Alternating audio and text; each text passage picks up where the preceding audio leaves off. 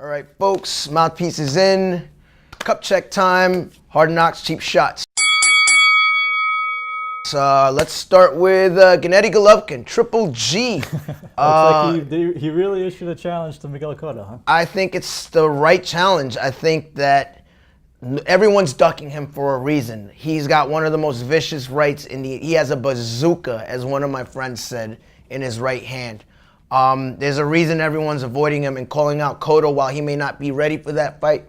It's a big money fight. You put that fight in the Garden on Puerto Rican Day weekend, you got a guaranteed sellout. Yeah, targeting that Latino audience. Very, very cool. Who would be your pick in that kind of fight? I'd have to go Cotto. That's a tough fight to call because obviously Cotto has the experience, but Triple G, I mean, nobody hits harder than him right now, pound for pound. He really hits harder than some of these heavyweights out there. And so I'd give it to Cotto in a decision, but, you know, and accumulate, you know, he's been around the block. Accumulation of blows could eventually catch up with him. And like I said, the man's got a bazooka for a hand, so we'll see. And speaking of blows of a different kind, apparently 50 Cent and Floyd Mayweather Jr. have been exchanging blows of a different kind on Instagram, apparently. This is boxing. I'm tired of grown men taking their beef on Twitter or Instagram or whatever it is, like a bunch of high school kids. I don't care.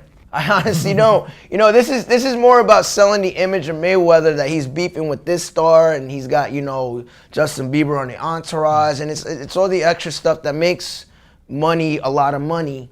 But I don't really care at the end of the day. They can beat each other up for all I care. Sure. I mean, quite frankly, I think more people would be more interested in seeing him fight Manny Pacquiao or something to that effect than they would see 50 Cent here. Actually, at this point, I want to see him fight Cotto again. I'm not convinced this Pacquiao thing will work out, but I'd like to see Mayweather Cotto too. And moving on to UFC, apparently Daniel Cormier will be replacing Alexander Gustafsson in UFC 178 against John Jones.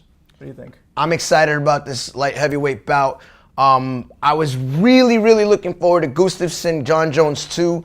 Gustafsson pushed John Jones to the limit. Even John Jones admitted it. I had it a close fight up until the 5th round. But if you're gonna get a mega bout like that, it's got to be squash. Getting Daniel Cormier in there, guys that, you know, John Jones and Cormier professionally do not like each other. I'm just as excited about this fight as I was about Gustafsson Jones too. I think if you're first time watching UFC, this might be a bout you want to watch. And moving on to wrestling, apparently Spike TV has decided to cancel their TV deal with Impact Wrestling, which does not send a very good signal for the future of that company. No, TNA might be in trouble here unless they figure out getting a new TV deal.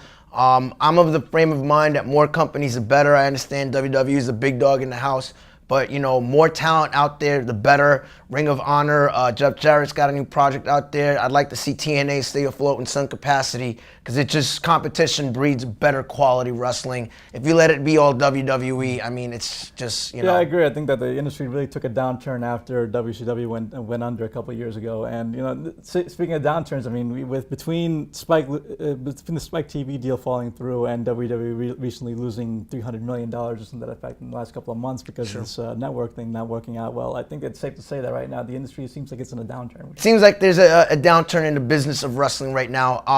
You know, like I said, I'm curious what this Jeff Jarrett thing comes out. I believe it's called Global Wrestling, and I love Ring of Honor. I'd like to see them step up if TNA falls down. We'll see what happens. But TNA, I mean, I hope they figure it out soon.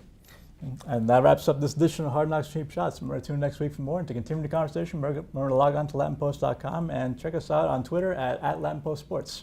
I'm John Paul Salamanca. This is Evan Molina, and we are punching out.